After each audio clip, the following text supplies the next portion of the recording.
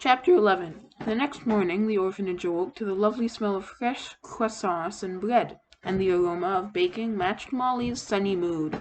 Edna's Italian theme was going over the top in the dining room. She'd brought her radio in, and opera was playing loudly.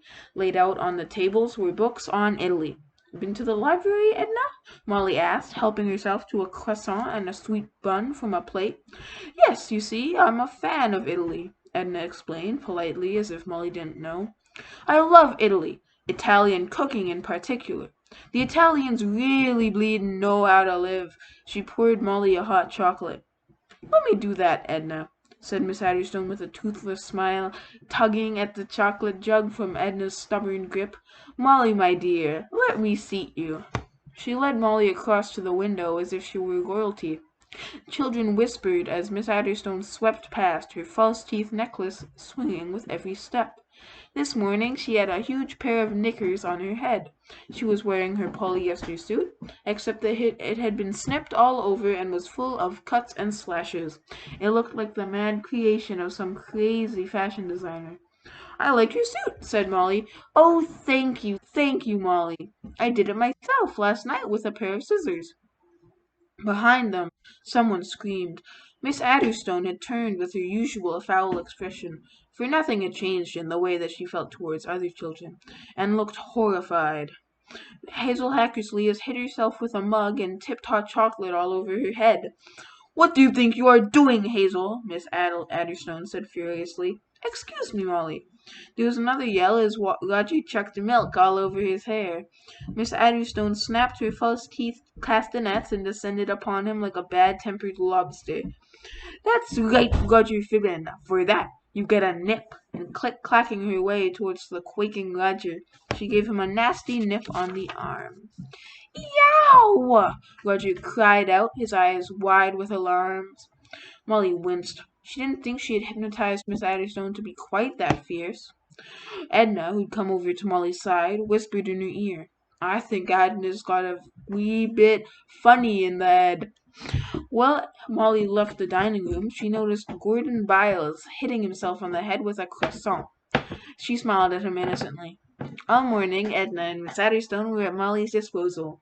Edna made her delicious snacks, and Miss Adderstone gave her a foot massage while Petula sat on her lap. By noon, Molly was feeling wonderfully relaxed and ready for the talent show. The other children left on foot, but Edna escorted Molly down to a minibus, carrying her knapsack and opening the back door for her. Then she climbed into the front seat with Miss Adderstone. Molly, with Petula on her lap, was chauffeured to the Briarsville Guild Hall. The hall was a Victorian stone building with copper-green pepper pot roof. Its steps fanned out in two directions like a mustache on top in the front of a building. And today its steps were covered with children dressed up in all sorts of outfits, in sequin suits, in top hats and tails. Some were dressed to sing and dance, some were dressed to do magic, some were dressed to act a part, and some were dressed to do a comedy routine. All were prepared for the talent competition, and each child was accompanied by a parent. There were parents tying back hair, parents stitching last-minute hems, and parents giving pep talks. "Just belt it out, Jimmy. Show 'em what you're made of. Sally, don't forget to smile when you sing. Remember, Angelica, it's all in the eyes." "It certainly is," thought Molly as she made her way up the steps. No one noticed the plain, gangly girl who squeezed past. Clutching her knapsack, with the hypnotism book safely in it, Molly made her way to the desk in the front hall. "Name?" asked the lady with rhinestone-rimmed spectacles. "Molly Moon." "Address?" "Hardwick House Orphanage." The woman handed Molly a card with her name on it. "Make sure you're backstage when the show starts, and you'll be told when you're on. Good luck," she said with a kind smile. "Thanks, I need it." Molly walked down a parquet-floored passage to the tall-ceilinged grand hall, where hundreds of metal chairs with red canvas seats were lined up in rows, some already occupied. Molly saw a low platform in the middle of the room with 6 chairs on it. Those were for the judges. The passages around Molly echoed with voices singing musical scales. As contestants warmed up, She walked past Hazel and Cynthia, who both made faces at her, and entered the backstage room. This was like stepping into a cage of brightly colored birds, all squawking and clucking. Mothers and fathers fussed over their children. Children fussed over their costumes. The sight of these family groups gave Molly a pang of envy. She turned away and sat down in the corner in front of the television that had the sound turned off. Molly felt that it was only fair that she would win the talent competition. These other kids had it easy all their lives compared to her. But Molly's confidence was slipping. She watched the TV, hoping it would calm her and stop her palms from sweating. A commercial break was showing the Cube ad. The same man from the Cube poster on the billboard overlooking Brownsville was now on the television, tipping back a can of Cube. Molly felt very at home. "Oh, you're so cute. Can I sip your cube?" Molly spoke the lines of the woman in the sparkly bathing suit. Then she spoke along with the hero of the ad. "Hey, the world really looks better with a can of cube in my hand." Next, Molly knew a deep voice over the top of the scene would say, "Cube, it'll quench more than your thirst." Molly watched and felt homesick for Rocky. They always laughed together when they acted out the Cube ads. She wished they were both on that paradisical beach right now. An explosive sneezing shook Molly from her thoughts. Miss Toadley had walked into the room. "Ah, shoo! Ah, shoo! Ah, shoo!" she said disdainfully, wiping her nose with a hanky. "I'm surprised to see you here. I didn't know you had any talent." "You'd be surprised," said Molly coolly. "I'm a judge, you know," declared Miss Toadley with another sneeze. "I know, and I'm really looking forward to performing for you," said Molly cheerfully, as Mrs. Toadley waddled away. After 5 more minutes, a man with a shiny red waistcoat came in and began handing out cards with numbers on them. "May I go last?" "Certainly." The man gave her a card with the number 32 on it and took Molly's card with her name on it. The competition began. Molly left the changing room when 2 boys began fighting over a magic wand. She stepped up to the wings of the stage and waited, next to the woman who was in charge of the curtains. From there, Molly had a side view of the stage. After every act, the woman pulled a cord, and the heavy velvet curtains swung shut with a swish of musty air. The MC, the man in the red waistcoat, then hopped in front of the curtains and announced the next performance. Molly watched the other contestants go before her. Tap dancers, jugglers, mimes, ballet dancers, a boy with a drum kit who did a 5-minute drum solo, a girl who did impersonations of TV stars. Some children took sheets of music up with them for an accompanist who sat at a white piano on the side of the stage. She watched ventriloquists, singers, musicians, comedians, and a few who were overcome with stage fright. Each time an act finished, the performer went down to the front steps to sit in the audience. Each time, Molly's stomach fluttered with nerves.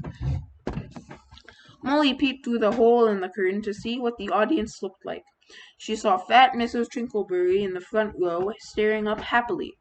But Molly could only see the front few rows lit up by a stage spotlight. The rest of the audience was in darkness. This made her panic. If she couldn't see the audience's eyes, how could she be sure that they were looking at her? If a mother in the back row was fishing up her handbag, or a judge was doing up a shoelace, they might not look at Molly's eyes. If they weren't hypnotized, her secret would be out. Molly didn't know how to hypnotize a whole audience with just her voice. The chapter, Hypnotizing Using the Voice Alone, had been ripped out of her book. This was terrible. "Number 27, Hazel Hackersley," announced the MC. Hazel bustled onto the stage. Molly should have enjoyed this delicious moment. The night before, she had a meeting with Hazel. Hazel's dance began. A dance? Really, more of it was a stamping around the stage. Hazel jumped and stomped as if she was hammering nails into a floor. She sang, or rather shouted, her cat song. The words have changed. Now it went, "I'm sorry I can't dance. I'm sorry I'm a brat. I'm sorry I'm a bully. It's just I am a prat." Then she came off stage, smiling as if she'd just given an Oscar-winning performance. There was a shocked silence before a few people began to clap half-heartedly. "Oh dear," said the curtain lady. "I don't think she'll win." "Number 28," announced the MC, and Molly's stomach cramped painfully, confidence draining out of her. The darkness in the audience was terrifying. She sat down, trying to compose herself, trying to get feeling in her eyes, but doubts kept interfering with her concentration. This was dreadful. And then Molly's desperate mind had a brainwave. Number 30 was a boy who did bird impressions that made the audience ooh and ah. Number 31, a girl dressed as a Greek goddess, went on. It was now or never. Molly focused her eyes and tapped the MC on the shoulder. When he looked around, his eyes locked onto his. When Molly turned to the curtain lady and looked into her eyes, she had to hypnotize them now, as they weren't in the audience. Number 31 finished. The jolly man went back on stage. "And now, last but not least, we have number 32, Miss Molly Moon." Molly walked onto the stage, her hands more sweaty than they had ever been in her life.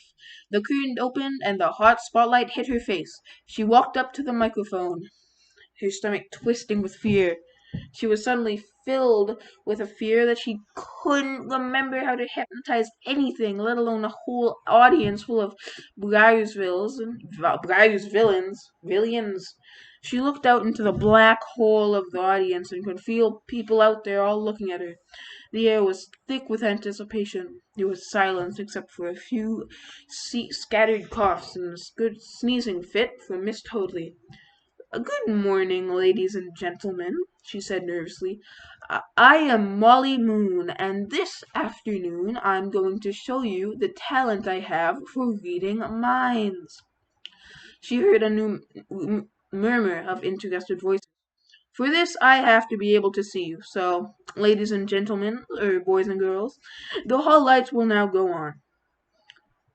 Shielding her eyes from the spotlight, Molly looked upward. "Light controller, please could we have the spotlight off and the audience lights on?" In two switches, the stage spotlight went off and the gang of lights above the audience came on. There were a lot of people out there. In the front row, Molly noticed Hazel hitting herself on the head with her cat's tail. "Hello, everybody," Hazel said, feeling calmer. "Now, ladies and gentlemen, I can show you what I'll do. If you let me concentrate for a moment, soon I'll start to get telepathic thoughts, your thoughts, and I will tell you what you are thinking." Molly stared at the floor. From the audience, this girl looked the part. There she stood, concentrating in a very theatrical way. Of course, all this mind-reading business was an act, but the girl was pretending very well. Then, when the girl looked up again, each person in the hall thought, to their surprise, how, on a second glance, this girl was much, much more special than they had first thought.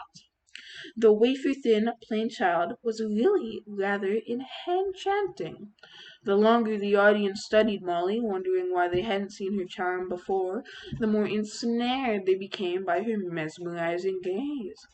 "It won't take long now," Molly said as she went methodically through the row of gaping faces, checking each person's eyes.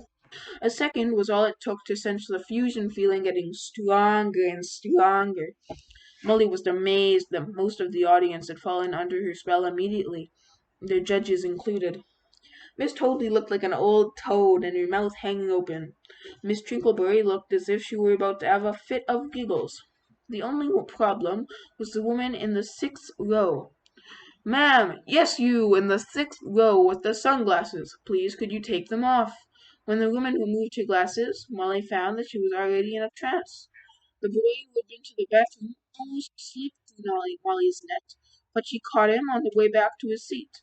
As he sat down, lazy-eyed, Molly was confident that every single person there was well and truly in the palm of her hand, sweaty as it was. She'd been eyeballed the light operator. "Now, dim the audience lights again," Molly told him. Under the shiny beam of the spotlight, she began to talk to the audience. "You are all under my command," she began. You all will all forget that I came onto the stage to read minds. Instead, you will think that I came on stage and Molly's clear instructions reverberated through the guild hall. Molly's act began. All the people sat back in awe. This Molly Moon's song and dance routine was so good, so accomplished, so entertaining that they felt they were witnessing a star being born. The girl was breathtakingly talented, charismatic, and funny, with an adorable face. She danced so gracefully that her feet didn't seem to touch the ground. She sang like an angel, and then she told jokes, such funny jokes, jokes that made them laugh until they thought their sides would split. In reality, Molly was simply standing on the stage, describing to the audience what they thought they were seeing and hearing. Before she finished, Molly had a special word with Miss Toadley. From now on, you will tell everyone you meet what a horrid, bullying teacher you are, Molly told her, and Miss Toadley opened and shut her mouth like a goldfish to show that she agreed. Then Molly clapped her hands and instantly brought everyone out of their trances. The whole audience erupted into loud applause, cheers, and wolf whistles. Number 32, Molly Moon. She was obviously and undisputedly the winner. She had more talent in her little toenail than all the others put together, and there she was, dressed in a very ordinary skirt and top.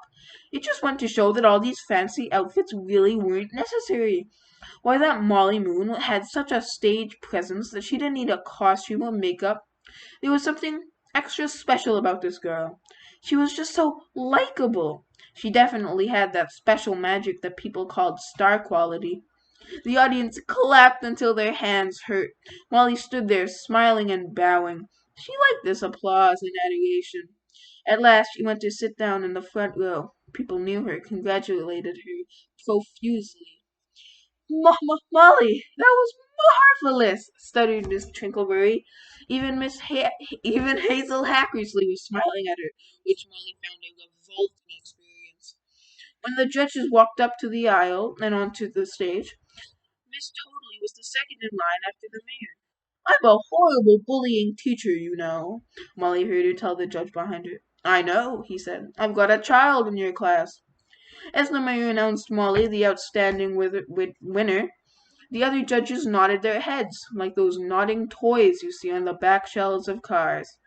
Quite simply the most talented child this town has ever had the pleasure to watch. So please put your hands together once again for our very own homegrown Molly Moon. Molly stepped up to receive the poor prize money.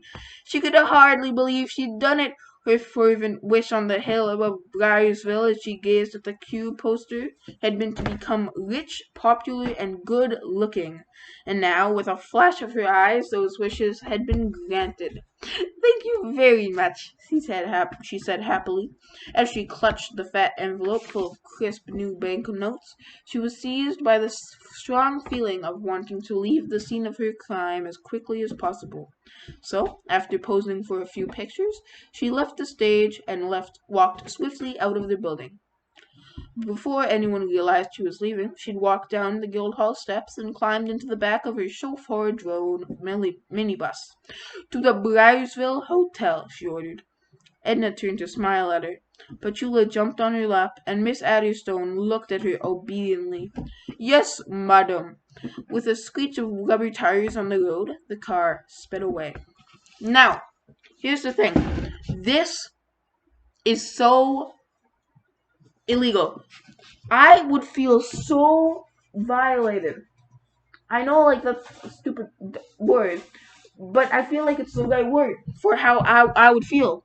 I would feel completely violated if someone hypnotized me to think they were amazing. And, like, that Miss Totally woman, even though she was a bad teacher, did she deserve for the rest of her life to waste all of her opportunities because some girl who hated her class just decided so? Would Edna forever, actually, what happened to Edna wasn't even that bad. Would Miss Adderstone for the rest of her life be a weird, crazy old lady just because Molly decided? Even Petula the dog is hypnotized to like Molly.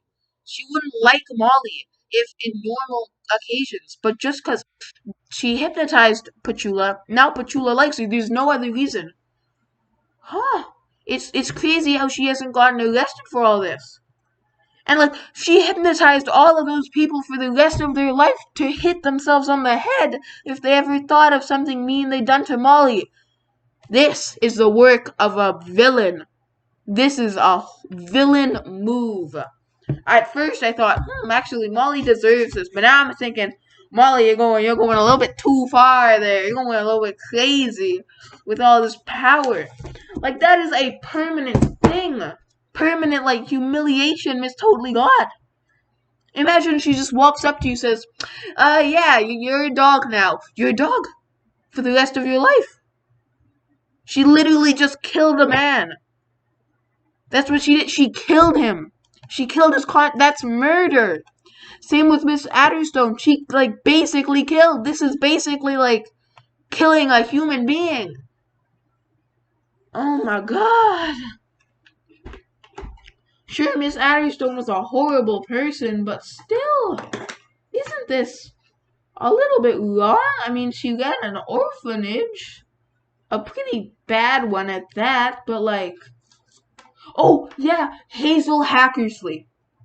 For the rest of her life, she is going to hit herself on the head whenever she thinks about Molly Moon and whatever she's done to her. Oh my lord. She was a kid. An orphaned kid. Of course she's gonna wanna fit in. So what do, Molly? You give her a permanent condition. That's horrible. Literally horrible. I know people pick on you, but that does not give you the right to do all this. Imagine I walk up to Molly, I go like, you suck, Molly. Oh, boom. All of a second. Now, every time I say the letter A, I have to pull down my pants and do the polka. I guess that's just classic Molly Moon. She's not gonna get arrested. This is just normal stuff. It's honestly terrifying. Molly's ability, that's the word for it. It's terrifying. It's super terrifying.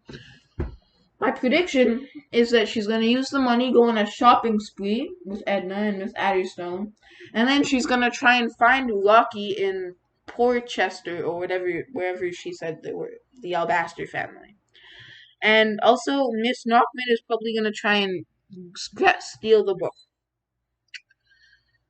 Oh my god, I still can't get over how terrifying that would be. Like, how do you undo hypnosis? How? Is there any way? Is there any way to undo hypnosis?